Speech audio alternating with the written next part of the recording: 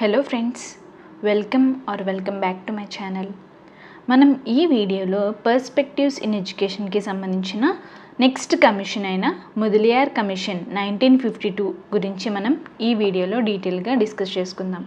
So మనం previous వీడియోలో ఏం డిస్కస్ చేసుకున్నాము అంటే ఇండిపెండెన్స్ తర్వాత అంటే పోస్ట్ ఇండిపెండెన్స్ కమిటీస్ అయిన first commission Sarvepalli Radhakrishna commission గురించి మనం డీటెయిల్గా డిస్కస్ చేసుకోవడం జరిగింది.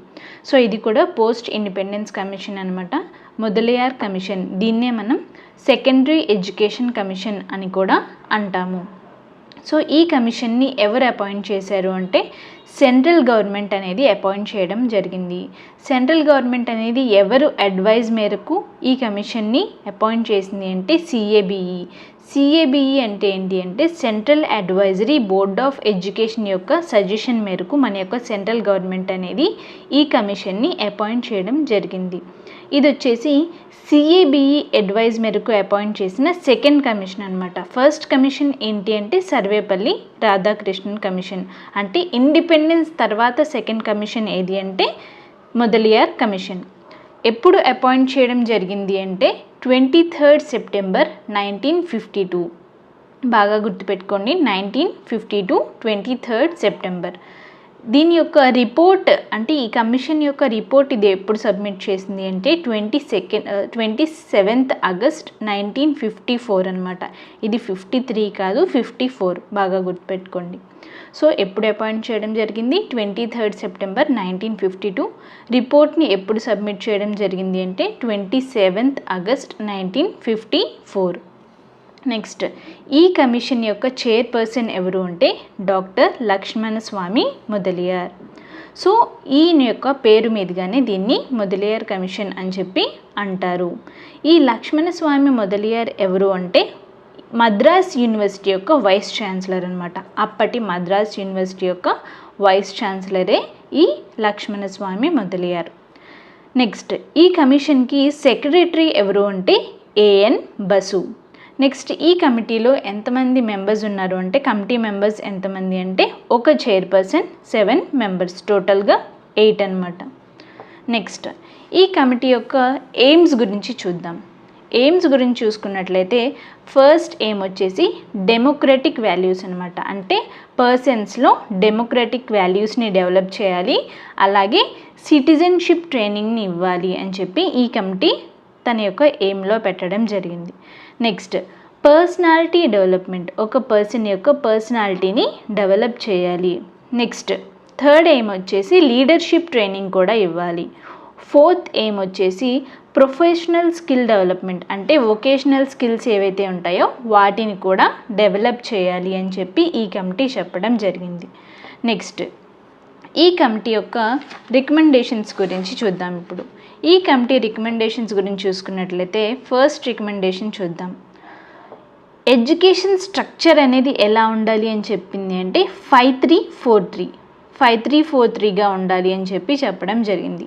ఈ 5 ఏంటి అంటే ఫస్ట్ క్లాస్ నుండి 5th క్లాస్ వరకు ఈ 5 నెంబర్ని డినోట్ చేస్తుంది అనమాట. అంటే ఇదంతా ఏంటి అంటే ప్రైమరీ ఎడ్యుకేషన్. ఇదంతా ఏంటి ప్రైమరీ ఎడ్యుకేషన్. నెక్స్ట్, ఈ 3 ఏదైతే ఉందో ఇది 6th క్లాస్ నుండి 8th క్లాస్ని డినోట్ చేస్తుంది. దీన్ని మనం లోయర్ సెకండరీ ఎడ్యుకేషన్ అని చెప్పి అంటాం. నెక్స్ట్, ఈ 4 ఏదైతే ఉందో ఈ 4 వచ్చేసి 9, 10, 11, 12 క్లాసెస్ని డినోట్ చేస్తుంది.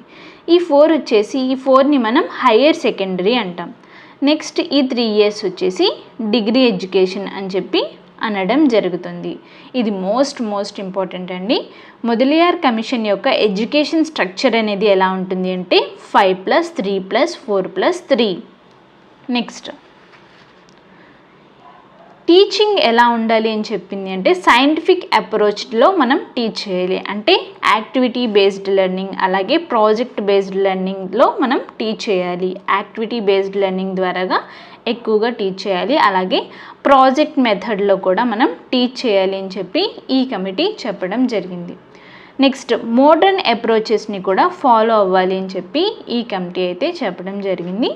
నెక్స్ట్, హయ్యర్ సెకండరీ అంటే అప్ టు హయ్యర్ సెకండరీ వరకు అంటే 12th క్లాస్ వరకు ఖచ్చితంగా మదర్ టంగ్లో టీచ్ చేయాలి అని చెప్పి ఈ కమిటీ సజెస్ట్ చేయడం జరిగింది.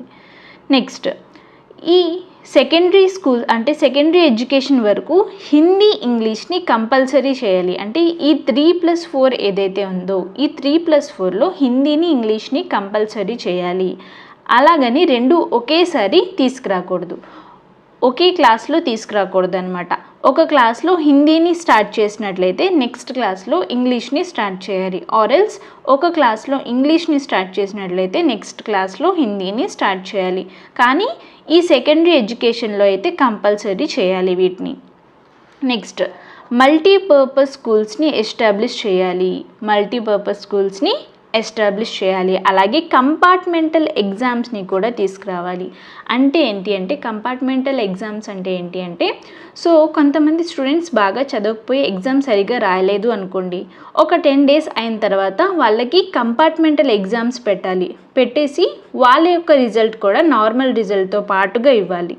సో వాటినే మనం కంపార్ట్మెంటల్ ఎగ్జామ్స్ అని చెప్పి అంటాం. నెక్స్ట్, ఈ సెకండరీ ఎడ్యుకేషన్ అంటే ఈ సెకండరీ స్థాయిలోనే టెక్నికల్ ఎడ్యుకేషన్ని కూడా ఇంట్రడ్యూస్ చేయాలి అని చెప్పి ఈ కమిటీ రికమెండ్ చేయడం జరిగింది. నెక్స్ట్ రికమెండేషన్ వచ్చేసి టెక్స్ట్ బుక్స్ని తయారు చేయడానికి సెపరేట్గా టెక్స్ట్ బుక్ కమిటీస్ని ఏర్పాటు చేయాలి. ఆ తర్వాత ఎవాల్యుయేషన్ సిస్టమ్ ఏదైతే ఉందో వాటిలో రీఫార్మ్స్ అంటే సంస్కరణలు అంటే చేంజెస్ని తీసుకురావాలి. నెక్స్ట్, పర్సనాలిటీ డెవలప్మెంట్కి సంబంధించిన లెసన్స్ని చూస్ చేయాలి. అంటే పిల్లలకి టెక్స్ట్ బుక్స్లో ఉండే లెసన్స్ ఏవైతే ఉంటాయో అవి వాటిలో కొన్ని మాత్రం పర్సనాలిటీ డెవలప్మెంట్కి సంబంధించి ఉండాలి. నెక్స్ట్, ఈ 12th క్లాస్ అంటే ఇక్కడ ఇంటర్మీడియట్ అనేది ఉండదు, ఈ 12th క్లాస్ అనేది ఉంటుంది. ఈ 12th క్లాస్ ఏదైతే ఉందో ఈ 12th క్లాస్ అయిపోయిన తర్వాత ఇంజనీరింగ్ అండ్ మెడికల్ కోర్సెస్లోకి వెళ్ళేటట్లు ఇక్కడ మనం ఫెసిలిటీ అనేది ఇవ్వాలి. సో ఇవన్నీ కూడా మొదలయ్యార్ కమిషన్కి సంబంధించిన పాయింట్స్ అన్నమాట. సో ఈ వీడియో కనుక మీకు హెల్ప్ఫుల్గా అనిపించినట్లయితే తప్పకుండా మన ఛానల్ని సబ్స్క్రైబ్ చేసుకోండి, వీడియోని లైక్ చేయండి అండ్ మీ ఫ్రెండ్స్ అందరితో షేర్ చేసుకోండి. Thank you so much for watching.